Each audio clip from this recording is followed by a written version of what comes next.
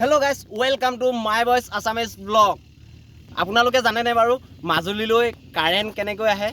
আপোনালোকে মাজুলীৰ বিষয়ে বহুতো তথ্য বিভিন্ন প্লেটফৰ্মত পাই থাকে, কিন্তু আপোনালোকে এটা তথ্য আজিলৈকে পোৱা নাই। সেই তথ্যটো হৈছে কি মাজুলীলৈ কাৰেন্ট কেনেকৈ আহে মানে। তো আপোনালোকক আজি এই ভিডিঅ'টোত সেইটোকে আপোনালোকক দেখুৱাম। আপোনালোকে ভিডিঅ'টো শেষলৈকে চাই থাকিব। গড়মূৰৰ ওচৰৰে খাবলুঘাটৰ আপোনালোকক কিছু দৃশ্যাংশ আপোনালোকক দেখুৱাম। আপোনালোকে ভিডিঅ'টো চাওক। এয়া হৈছে খাবলুঘাট।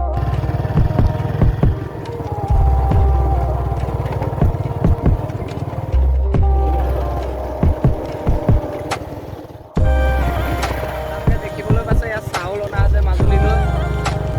চাউল আনিছে দেখিছে মাজুলীলৈ চাউল।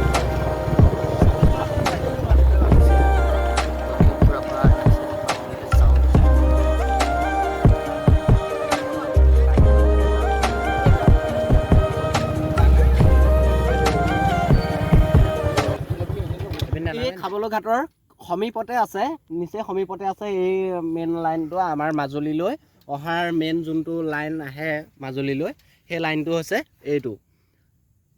এইফালে হৈছে সেইটো পানীৰ পাৰ হৈ সেইটো হৈছে লখিমপুৰ ডিষ্ট্ৰিক্টত সোমায়, আৰু তাৰ পৰা এয়া আপোনালোকে দেখিবলৈ পাইছে এয়া কাৰেণ্ট আহিছে এয়া মাজুলীলৈ। আৰু এইটো পাৰ হৈছে এয়া আমি যোনটো পাৰ ৰখি আছোঁ এইটো হৈছে মাজুলী, আৰু মাজুলীলৈ মেইন কাৰেণ্টটো এইপিনেদি আহে। গোটেই সমগ্ৰ মাজুলীলৈ মেইন কাৰেণ্টটো এই ৰাস্তাটোৱেদি আহে, আপোনালোকে দেখিবলৈ পাইছে। আৰু সেয়া হৈছে লখিমপুৰৰ পৰা একদম মাজুলীলৈ কাৰেণ্টটো ধুনীয়াকৈ আহে।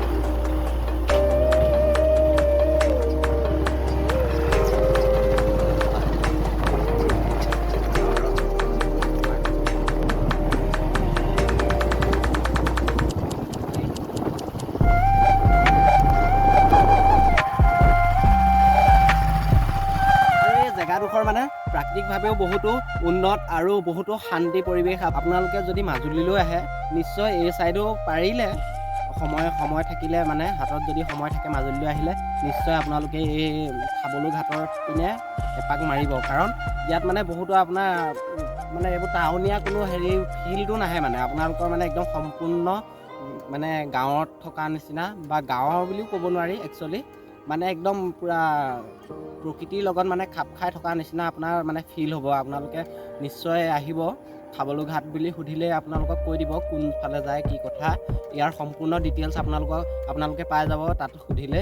কমলাবাৰী বা গড়মূৰ য'তেই নহওক আপোনালোকে সুধিলে ইয়াৰ ডিটেইলছ পাই যাব।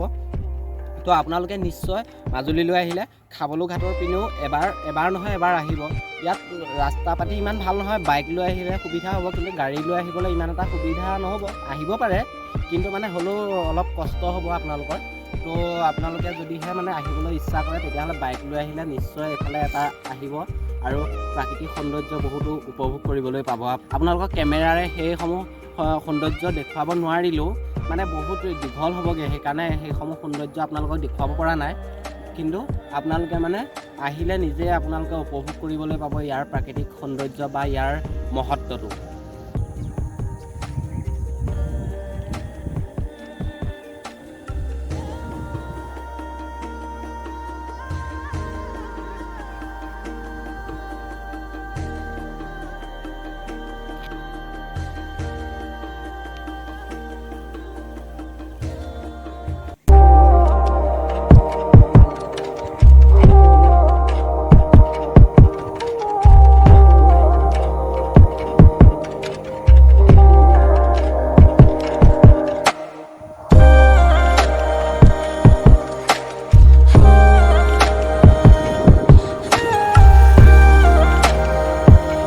যদি ভিডিঅ'টো ভাল পালে তেনেহ'লে লাইক কৰিব, আৰু মাই ভইচ ফেমিলিৰ মেম্বাৰ হ'বৰ কাৰণে আপোনালোকে মোৰ চেনেলটো ছাবস্ক্ৰাইব কৰিবলৈ একেবাৰে নাপাহৰিব, আৰু বেল আইকনটো নিশ্চয় দবাই দিব। আজিৰ এই ভিডিঅ'টোত ইমানেই। আকৌ লগ পাম নতুন অন্য এটা ভিডিঅ'ত। আজিলৈ এৰিছোঁ, বাই বাই।